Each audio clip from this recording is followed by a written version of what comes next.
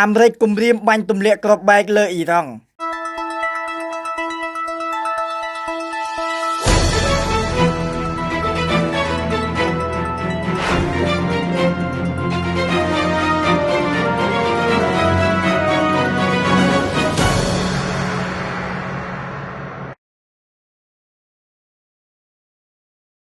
អាយ៉ាតូឡាអាលីខាមីណី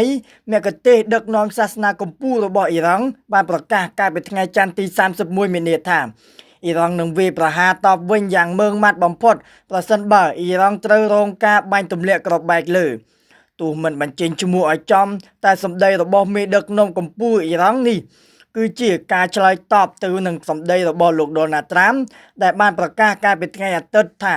អាមេរិកនឹងបាញ់ទម្លាក់គ្រាប់បែកលើអ៊ីរ៉ង់ប្រសិនបើអ៊ីរ៉ង់មិនចុះកិច្ចព្រមព្រៀងនុយក្លេអ៊ែរជាមួយអាមេរិកទេនោះនៅក្នុងសង្កតកថាបិទបញ្ចប់បុណ្យបួសរ៉ាម៉ាឌនកាលពីថ្ងៃច័ន្ទទី31មីនាអាយ៉ាតូឡា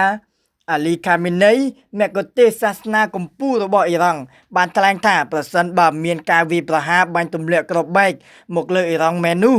អ៊ីរ៉ង់នឹងឆ្លើយតបទៅវិញយ៉ាងម៉ឺងម៉ាត់ឲ្យស័ក្តិសមបំផុត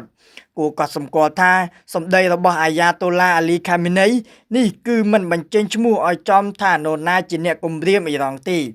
ក៏ប៉ុន្តែគេអាចដឹងច្បាស់ថាមេដឹកនាំរបស់អ៊ីរ៉ង់រូបនេះបានឆ្លើយតបទៅនឹងសម្ដីគំរាមរបស់លោកដូណាល់ត្រាំ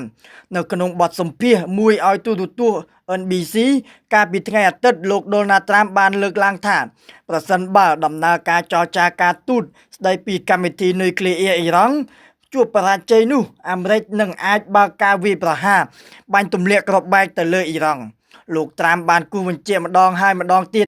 សូមបញ្ជាក់ថាក្រោយសម្ដីគម្រាមដោយចំហរបស់លោកដូណាល់ត្រាំនេះអ៊ីរ៉ង់បានបង្ហាញការមិនសុខចិត្តដោយបានកោះឲ្យចូលជួបទទួលបានការបំភ្លឺពីសំណាក់លោកអគ្គរដ្ឋទូតប្រចាំនៅក្រុងតេហីរ៉ង់ដែលជាអ្នកជំនួសមុខឲ្យសហរដ្ឋអាមេរិកនៅក្នុងទំនាក់ទំនងជាមួយអ៊ីរ៉ង់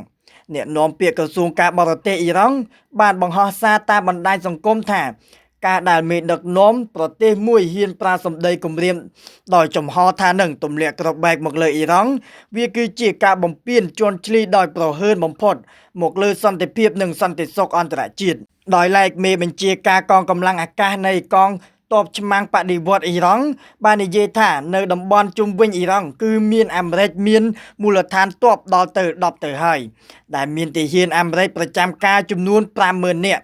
មេទ័ពអ៊ីរ៉ង់រូបនេះចង់មានន័យថាអ៊ីរ៉ង់អាចវាយប្រហារទៅលើមូលដ្ឋានទ័ពអាមេរិកដែលស្ថិតនៅជុំវិញអ៊ីរ៉ង់ដើម្បីជាការសងសឹកវិញក្នុងករណីដែលអាមេរិកវាយប្រហារមកលើអ៊ីរ៉ង់សូមរំលឹកថាអ៊ីរ៉ង់បានចុះកិច្ចព្រមព្រៀងគ្រប់គ្រងកម្មវិធីនុយក្លេអ៊ែរនៅឆ្នាំ2015ជាមួយប្រទេសសមាជិកទាំង5ក្រុមប្រឹក្សាអចិន្ត្រៃយ៍អង្គការសហប្រជាជាតិក៏ប៉ុន្តែគឺលោកដូណាល់ត្រាំដែលបានដកខ្លួនសហរដ្ឋអាមេរិកចេញពីកិច្ចព្រមព្រៀងនេះនៅឆ្នាំ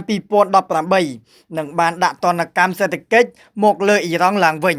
គ្មានសហរដ្ឋអាមេរិកកិច្ចព្រមព្រៀងនេះបានសាបសូន្យឥតន័យហើយបានធ្វើឲ្យអ៊ីរ៉ង់ពន្លឿនកម្មវិធីនុយក្លេអ៊ែររបស់ខ្លួនយ៉ាងលឿនរហ័សដែលធ្វើឲ្យសមាគមអន្តរជាតិភ័យបារម្ភថាអ៊ីរ៉ង់នឹងអាចមានអាវុធនុយក្លេអ៊ែរក្នុងពេលឆាប់ៗបន្ទាប់ពីបានត្រឡប់មកកាន់អំណាចវិញលោកដូណាល់ត្រាំបានប្រកាសបើកច្រកផ្លូវដើម្បីចរចាការទូតដោយផ្ទាល់ជាមួយអ៊ីរ៉ង់និងបានផ្ញើលិខិតមួយទៅកាន់ថ្នាក់ដឹកនាំអ៊ីរ៉ង់ថែមទៀតផងតែជាមួយគ្នានេះរដ្ឋបាលលោកដូណាល់ត្រាំបានបន្តប្រើប្រាស់យន្តការដាក់សម្ពាធសង្កត់កអ៊ីរ៉ង់តាមរយៈការដាក់ទណ្ឌកម្មបិទផ្លូវកុំឲ្យអ៊ីរ៉ង់អាចលក់ប្រេងនៅក្រៅប្រទេសបានកាលពីថ្ងៃប្រហ័សទី27មីនាភាគីអ៊ីរ៉ង់បានបញ្ជាក់ថាគេក៏បានផ្ញើលិខិតឆ្លើយតបទៅវិញរួចហើយតាមរយៈប្រទេសអូម៉ង់ដែលជាអ្នកនាំសារនៅថ្ងៃអាទិត្យភ្លាមក្រោយសម្ដីគម្រាមរបស់លោកដូណាល់ត្រាំលោកប្រធានាធិបតីអ៊ីរ៉ង់បានបញ្ជាការម្ដងហើយម្ដងទៀតថាអ៊ីរ៉ង់បដិសេធមិនចរចាដោយផ្ទាល់ជាមួយសហរដ្ឋអាមេរិកទេប្រសិនបើអាមេរិកនៅតែគម្រាមផងសម្លុតផងបែបនេះតែជាមួយគ្នានេះអ៊ីរ៉ង់បើកផ្លូវឲ្យមានការនិយាយគ្នាដោយប្រយោលតាមរយៈប្រទេសអាញាកណ្ដាលណាមួយ